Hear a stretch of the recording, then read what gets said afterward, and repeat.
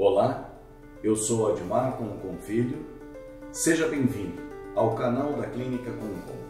Aqui temos especialistas de várias áreas da saúde, em diversas especialidades, que explicarão para vocês muitos dos problemas e das doenças existentes e como ter um tratamento adequado. E ainda, como fazer para ter uma rotina mais saudável e com melhor qualidade de vida. Hoje, nós temos a honra de ter aqui a presença do Dr. Luiz Henrique Chequim, que é médico otorrinolaringologista, especialista em otorrino e fellowship em otologia avançada pela Unicamp. Dr. Chequim, muito obrigado por estar aqui com a gente, obrigado por ter acatado o nosso convite em participar desse podcast. Nós temos algumas perguntas que foram enviadas por alguns dos nossos pacientes, e são perguntas até corriqueiras dos nossos pacientes, tanto nas redes sociais quanto no WhatsApp. Então, Chequim, eu vou te perguntar algumas coisas do dia a dia que os nossos pacientes vivem nos perguntando, e até nossos amigos também, quando ligam nos finais de semana aí, nos perguntando. Estou com o ouvido tampado. O que fazer? Antes de tudo, obrigado pelo convite, doutor, e eu fico à disposição se precisar. Então, na verdade, quando a gente fala sobre ouvido tampado, eu acho que talvez fosse importante falar o que não deve ser feito. Porque a primeira coisa que a gente tenta fazer é tentar dar uma cutucada, usar um algodão, um cotonete, ou às vezes até grampo, alguma coisinha dentro do ouvido. Às vezes é mais forte do que a gente acaba fazendo isso, né, mas na verdade quando a gente faz isso, arrisca empurrar a sujeirinha lá para dentro do ouvido, ou às vezes até pior, machucar. Então eu já vi muitos casos que às vezes a pessoa vem com o ouvido mais tampado porque colocou o algodão, o cotonete, e às vezes até uns casos mais tristes de perfuração de tímpano ou algum tipo de problema mais permanente por causa disso. Então, talvez a primeira coisa que você tem que fazer é entender que é difícil mexer no ouvido sem machucar, e o primeiro passo seria tentar procurar o mais rápido possível um otorrinolaringologista mesmo, para avaliar. Nem tudo que é ouvido tampado é cera, tem que ter isso na cabeça, porque se não for cera você arrisca machucar, se pingar alguma coisa que você não sabe, vai às vezes até complicar mais, uma coisa que muitas vezes é muito fácil de tratar no consultório. Ainda, Chiquinho, aproveitando esse assunto, como saber se eu escuto bem? Como saber se a minha audição ela está correta ou não? Que na verdade, quando a gente está pensando nisso, você tem que ficar meio atento às pessoas que estão em volta. Se tem alguém na família reclamando de que você não está escutando, se você tem algum fator de risco, alguma história de familiar de perda de audição, exposição a ruído, histórico de otites ou traumas, se eventualmente já teve uma otite que ficou vazando o ouvido por muito tempo, são casos que fazem a gente sinalizar que pode existir essa perda. Quando a gente fala de perda auditiva, tem que entender que ela é muito progressiva e lenta, muitas vezes. Às vezes pode ser rápida, mas quando é progressiva e lenta, às vezes a pessoa não vai perceber que está com perda de audição. Então tem que ficar anotando esses sinais das pessoas em volta e de vez em quando fazer uma triagem, passar numa consulta para fazer o teste e avaliação. Existe uma outra situação que não é muito rara. O paciente informa, eu escuto, mas não entendo. Isso é normal? Então, na verdade, isso daí acontece muito das pessoas falarem, eu escuto, mas não entendo. Isso é um sinal que talvez a sua audição realmente não esteja não esteja boa o suficiente, porque quando a gente escuta, tem que entender que a audição ela vai piorando progressivamente. Então, a pessoa de uma hora para outra não vai ficar totalmente surda. E o primeiro sintoma, às vezes, é um zumbido, ou às vezes é essa dificuldade de inteligibilidade, que é essa capacidade de entender o que está sendo falado. Então, escutar e não entender, num ambiente com muito barulho, é até normal. Mas se isso está se repetindo e as pessoas ficam falando sempre e você não entende, talvez seja um sinal que realmente você está perdendo a audição. Vai ter que ser avaliado. Chequim, quem tem perda auditiva pode ficar totalmente surdo algum dia? Deve se preocupar com isso e tomar alguma providência? Então, na verdade, cada tipo de perda tem seu tratamento e a sua possibilidade de piora. Então, não é normal ficar totalmente surdo, mas tem que entender que não precisa chegar nesse nível de totalmente surdez para você ter um monte de repercussão negativa.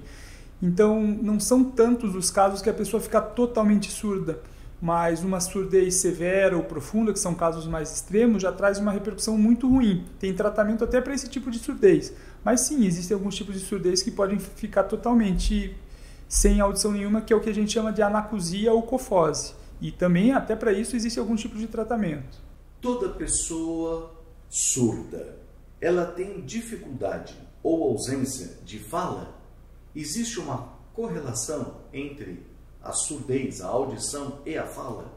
Então, Dr. Concon, quando você tem a dificuldade de fala num surdo, isso só representa que a pessoa já tem uma perda auditiva pelo menos considerável. Então, quando o paciente chega no consultório e eu já vejo que ele tem uma dificuldade de fala, sem mesmo perguntar para ele, eu já consigo perceber que deve ter uma perda pelo menos severa ou profunda e a um tempo considerável. Então, por exemplo, a pessoa que nasceu surda, ela, se não tiver um tratamento muito adequado e uma fonoterapia muito importante, ela não vai conseguir falar. Daí que nasceu aquele jargão do surdo mudo, porque o desenvolvimento da fala está ligado à pessoa ter a capacidade de ouvir. Então, o fato de você ouvir mal e por muito tempo faz com que a pessoa acabe aos poucos estigmatizando a capacidade de fala dela. Então ela vai falar um pouquinho errado, um som diferente. Então isso é só um sinal que provavelmente a audição dela já está ruim há um tempo considerável. Isso é mais comum em pessoas pré-linguais, ou seja, que nasceram com surdez, porque dela nunca escutou, mas mesmo a pessoa que escutou bem e falou bem por um tempo, se ficar com essa surdez importante por muito tempo, ela começa a perder um pouco o trejeito da fala. Então está totalmente relacionado mesmo.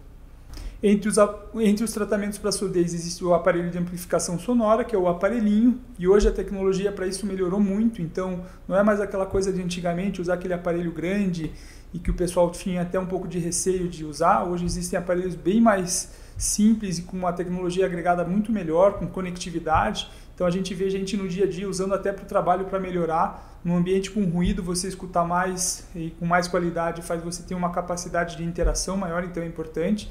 E para casos extremos, existe até implante coclear, que seria aquele ouvido biônico que o pessoal fala, que é quando a pessoa escuta tão pouco ou quando o aparelho já não traz mais o benefício, e também é uma possibilidade para uma reabilitação auditiva.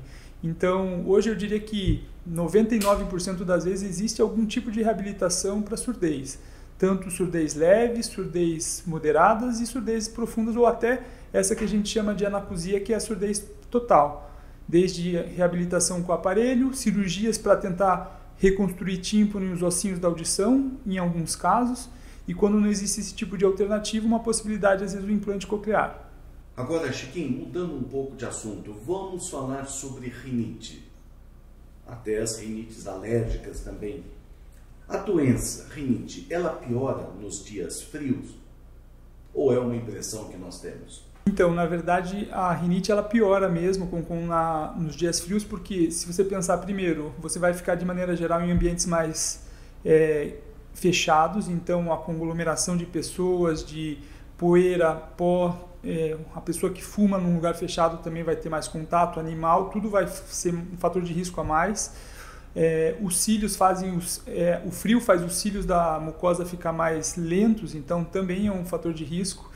Então, sim, de maneira geral, a gente vê as pessoas tendo mais crises de rinite no frio. Não é uma necessidade que seja frio para ter rinite, mas no frio vai ser muito mais comum, sim. Existe a vacina para a rinite? Então, o pessoal fala que é vacina, mas esse nome, na verdade, não é tão certo.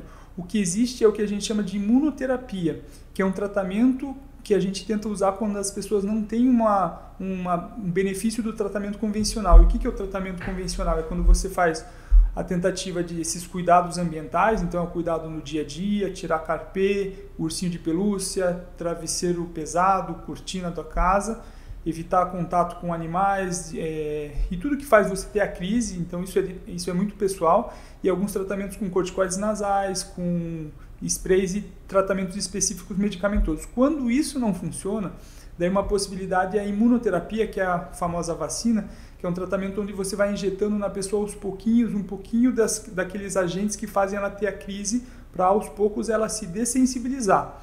Só que isso é um tratamento de segunda escolha, quando esses outros tratamentos convencionais não funcionam, e é um tratamento longo, que dura às vezes anos. Então não é o que a gente tenta como solução inicial, até porque é uma segunda tentativa. Ainda pegando esse gancho da sua resposta, a rinite pode evoluir para algo mais grave? para alguma outra doença? Devemos nos preocupar com isso? Existem muitos estudos que mostram que a rinite, de maneira geral, ela traz uma queda de qualidade de vida, queda de padrão de sono, roncopatia e apneia, e isso é muito grave. Então, pode virar uma consequência, um fator de risco para doenças mais graves. Os estudos também mostram que uma pessoa com um histórico de rinite importante, ela vai perder a capacidade laboral. Então, no dia a dia, ela perde capacidade de fazer as coisas com mais eficiência. Então, não é só uma questão dela evoluir para uma questão mais grave, mas ela acaba sendo um fator de risco para você ter um dia a dia pior. E em alguns casos, quando a rinite é muito atacada e a secreção fica muito tempo parada nos seios da face, até sim, daí ela pode evoluir para uma sinusite, que é a inflamação e infecção dos seios da face. E em relação à sinusite, existe uma cirurgia para o tratamento desta doença? Então, quando a gente pensa em sinusite crônica, que são aquelas que duram mais do que 12 semanas, então a gente tem que pensar que talvez a pessoa tenha algum fator de risco anatômico. Então, da mesma forma que tem gente alta ou baixa, algumas particularidades dentro do nosso nariz fazem a pessoa juntar mais secreção. Então, às vezes, um desvio de septo faz a pessoa respirar pior e pensa, se nem o ar entra direito, a secreção que a gente naturalmente produz, ela fica parada por mais tempo. Então, a sinusite crônica, ela vem de, geralmente, fatores intrínsecos da pessoa que faz ela juntar secreção. Então, as cirurgias de sinusite, elas servem para a gente tentar tirar esses fatores de risco. Então, eu sempre falo para o paciente que quando a gente vai fazer cirurgia de sinusite, que o meu objetivo com a cirurgia não é que a pessoa nunca mais tenha sinusite, mas que ela tenha como qualquer outra pessoa, que é eventualmente tirar os fatores de risco que façam com qualquer gripe, resfriado ou rinite vire uma sinusite que dure tanto tempo e traga tanto sintoma para ela. Mas sim, existem cirurgias e ajudam muito. Como é o tratamento da sinusite? Nos explica como é que o paciente vai ser tratado sendo portador desta tão comum patologia que é a sinusite. Então, daí depende do tipo de sinusite que você tem. Quando é um quadro agudo, geralmente o normal é vir depois de uma gripe, um resfriado, que dura mais tempo e dá tempo da bactéria crescer naquela secreção que fica parada. Então, até por isso que é meio errado eu falar, eu estou com a sinusite atacada. A sinusite é igual uma gripe, você pega e cura, não é que ela fica atacando o tempo inteiro. A sinusite clássica é aquela depois de uma gripe arrastada, que junta a secreção, a bactéria cresce, daí sim vem com dor, catarro, febre, tosse, e daí nesse caso geralmente é um tratamento medicamentoso, anti-inflamatórios, analgésico, limpeza nasal, corticoide nasal, que são tratamentos tópicos que a gente injeta dentro do nariz, e o antibiótico quando necessário. E daí, nos casos de sinusite crônicas, são essa tentativa de retirada dos fatores de risco, desvios de septo ou particularidades dentro do nariz que fazem a gente ter mais sinusite com frequência, tanto sinusites crônicas como sinusites recorrentes. A sinusite, ela pode se tornar crônica? E o paciente que tem a sinusite, como fazer para evitar que isso ocorra? Na verdade, a sinusite ela é subdividida em aguda e crônica. Acima de 12 semanas de sintomas, ela acaba sendo uma sinusite crônica, que geralmente vem com mais padrão de dificuldade de sentir cheiros, que é o que a gente chama de hiposmia, e obstrução nasal persistente. Então, essa seria a sinusite crônica. A sinusite aguda é aquela clássica que vem logo depois de um resfriado ou uma gripe ou uma rinite muito atacada. Quando a gente fala em sinusite crônica, daí o tratamento vai ser cirúrgico muitas vezes, porque senão a pessoa não vai ficar bem.